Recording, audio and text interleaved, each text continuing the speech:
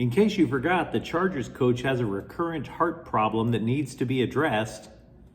The Galaxy are making moves, but they lead to more questions than answers, and an LA Times columnist suffers from survivor's guilt in the wake of the wildfires. Good morning. I'm James. This is your daily dose of sports and snark for the greatest sports city in the world, Los Angeles. This is the faithful Angelenos morning report. It's January 17th, 2025. When you see this clip, I'm going to be on a plane heading back home. Totally can't wait. But in the meantime, if you like being in the know about LA sports, clickety-clack the like button. Clickety-clack the subscribe button. There's a notification bell. Hit that. It'll let you know when we drop new content. Sharing is caring. Let people know we exist, and by all means, comment. Now, before we go through the news and notes, quick look at the scoreboard.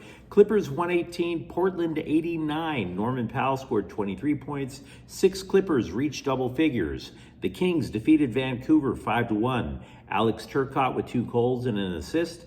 Kevin Fiala and Adrian Kempe each added a goal and an assist. Meanwhile, today, Brooklyn's in town. They're going to play the Lakers at 7:30, and Iowa's at UCLA at 6. Remember, the Bruins are on a 4-game losing streak. So what do you say we get to the news? Normally, a season ends, and we look at the roster, what positions need to be upgraded. How do you fit what your football team needs under the salary cap? Here's a question that rarely gets asked. How do we keep the coach alive? Kind of important. That's something that Jim Harbaugh had to plan as a day one offseason priority.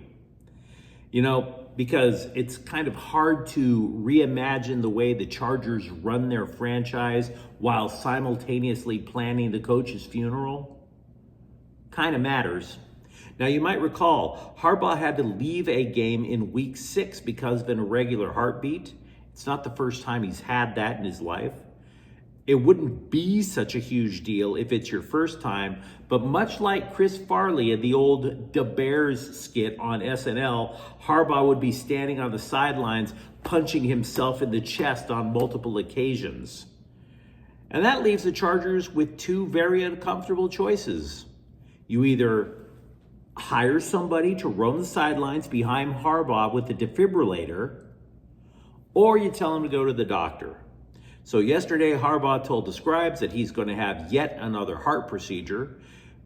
An ablation is if you've never had one, an ablation is destroying abnormal heart tissue by either heat or cold. Now, to be fair to the guy, it is a very low-risk procedure.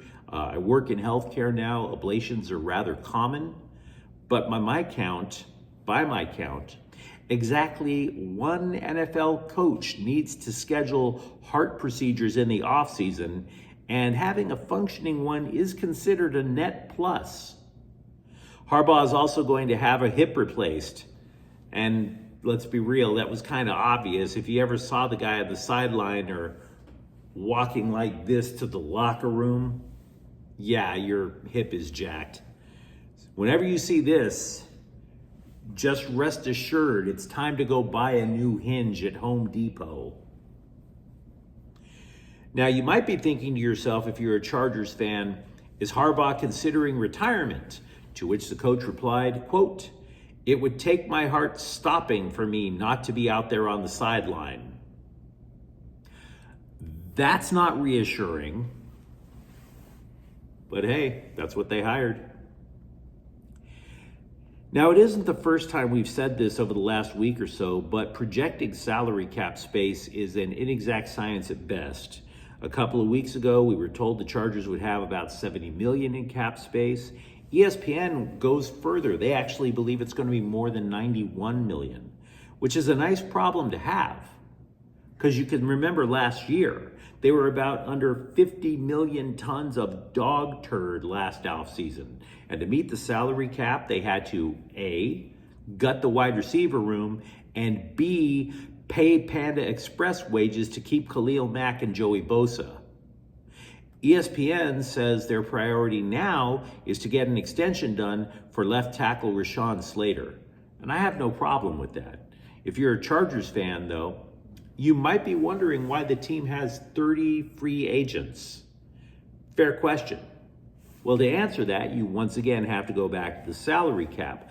The Bolts signed a ton of players on short-term, cheaper contracts so that they could have more flexibility going into this offseason. General Manager Joe Ortiz says he has no regrets on that. Losing free agents actually could benefit them. It means compensatory picks, which has worked out famously for the Rams.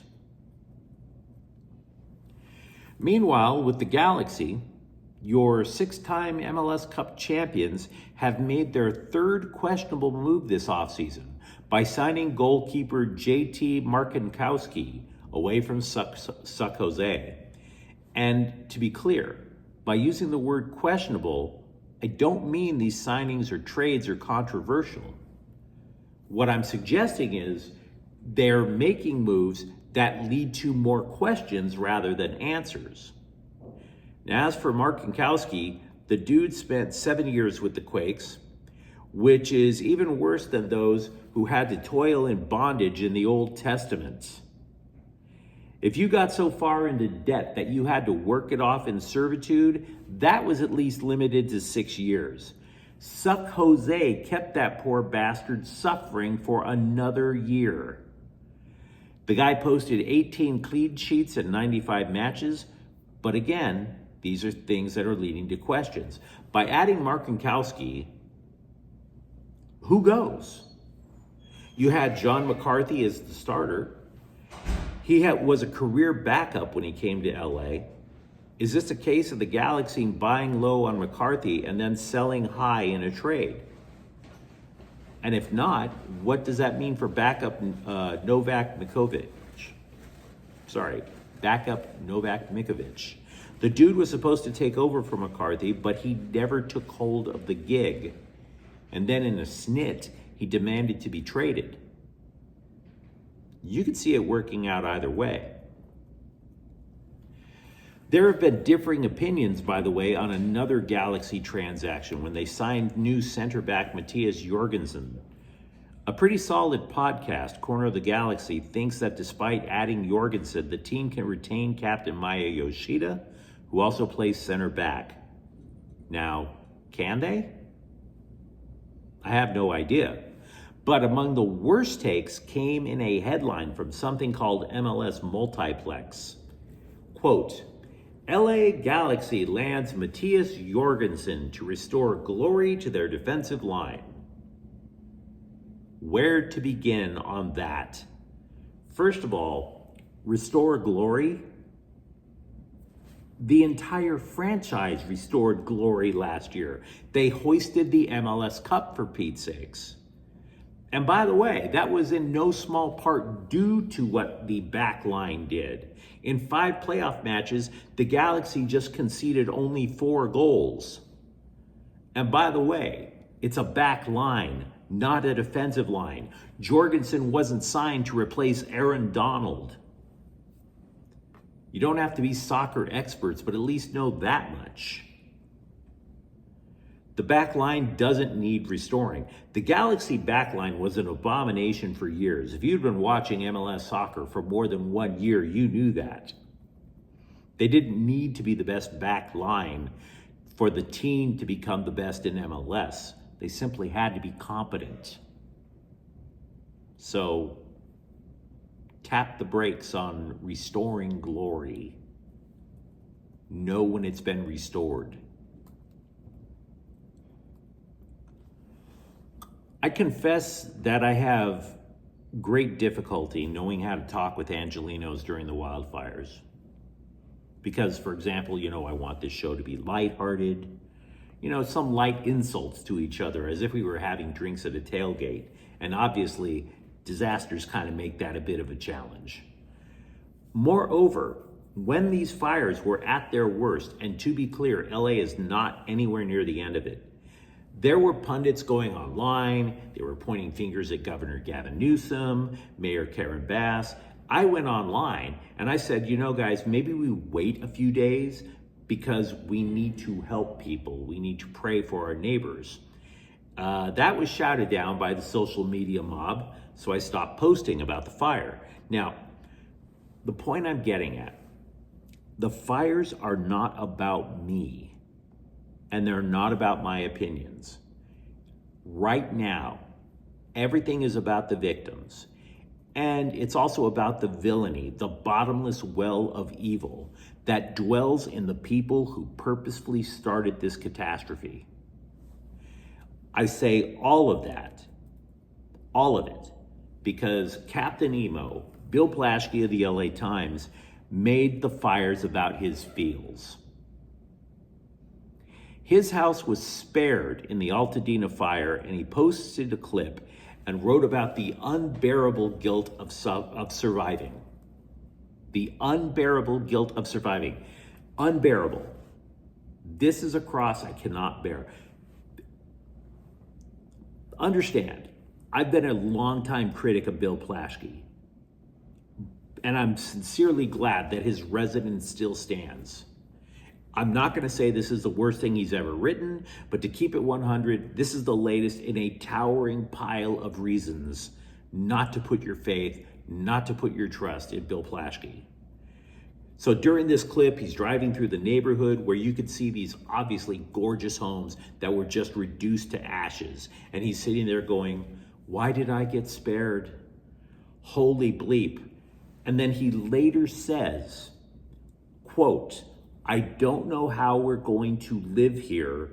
This neighborhood is so special. I feel like I didn't lose anything, and yet I lost everything," unquote. And then he wonders how God works. And that this is not fun to talk about, because I wonder about how God works too.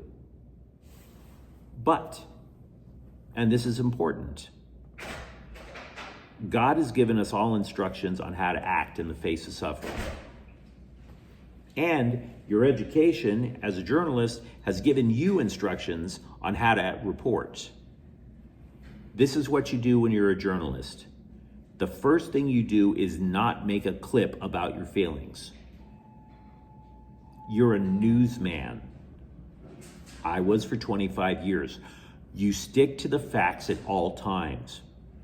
I covered an 80,000 acre wildfire out in the Temecula area a couple of decades ago. I drove into the wildfires while things were burning down. Let the devastation speak for itself. You know that. That was one of the first things you were taught when you went to journalism school. If you cannot separate your emotions from the facts, stop the clip, compose yourself, and then push record. Secondly, God's instructions on how to handle yourself in the event of catastrophe. In the face of suffering, this is what you do. Endure. It's not easy. It doesn't mean that you go and you seek vengeance, from the political or the social media sphere. It doesn't mean that you become a vigilante, that you're rooting out the homeless just because you heard rumors that they started the fires. No. What you do to endure is you reach out to these neighbors that you care for, and you offer whatever they need, as much as you can afford it. Maybe some of them need a place to stay. You trust them to land on your couch. Maybe they need a place to stay, but they can't bear the sight of their home being gone. Maybe if you have the money, you put them up in a hotel. Or maybe instead, if they have a spot, you simply go and spend time with them. It's awkward. It's painful. Sometimes you have to sit there even though you have absolutely no idea what to say. But you do it. You do it anyway. In the Old Testament, Job, who was suffering profound economic, physical, and emotional anguish, sound familiar? Job had these three friends who were eventually going to challenge his belief in God. But before they did such a thing, they did the right thing. They sat with him in silence for 7 days. 7 full days to support a friend who actually did have unbearable pain. Obviously, something far more helpful than mocking their relationship with God. That is what you do. You support your people in the time of suffering. That is what God asks you to do. And then privately, you thank God that you survived. Not because you have a house full of nice things. You thank God because you still have the resources that you can use to help people in need. That's what you do. Survivor's guilt. Make an appointment with a therapist, but do that later. You have been granted a gift from God, or you can call it just plain dumb luck. Whatever you choose to believe, fine with me. But you have people that need you. And it's time to get to work on that. It's a time to help others, not to stare at your navel. And that's the memo. Meanwhile, over at USC, defensive coordinator D'Anton Lynn has earned a contract extension to stay at USC. According to the LA Times, Lynn turned down Penn State, his alma mater, for a similar gig. Lynn earned $2 million per year in his previous deal. Under Lynn's guidance, USC jumped from 121st in the nation in points allowed. They had allowed more than 34 points a game, to 56th. The Trojans allowed more than 10 fewer points per game in 1 year under Lynn. The Dodgers and Slime Diego are allegedly trying to make trades with the goal of acquiring more international bonus pool money in the hopes of increasing the amount they can offer to Roki Sasaki, who of course still hasn't made up his mind. Linebacker Troy Reeder and defensive lineman Larrell Murchison have both been designated to return from injured reserve for the Rams, which gives them a chance to play against the Eagles this weekend. The Rams will still need to activate them before the game. If they do, they'll also need to make room on the 53-man roster. Reeder has been on the IR since October 24th due to a hamstring injury, though he has been healthy enough to return for several weeks. The Rams waited to activate him because prior to making the playoffs, they were only allowed to activate one more player from IR. But you let me know what you think in the comments thread. Talk to me, for example, about how Jim Harbaugh doesn't seem to be taking his health too seriously. Or for that matter, talk to me about the moves the LA Galaxy are making. And if you enjoyed the content, don't forget to subscribe to Faithful Angelenos. We're talking LA sports every single day. Thank you for watching. I'm James. We'll be back tomorrow. Faithful Angelenos is a Kian Cortel Queso production. Take care.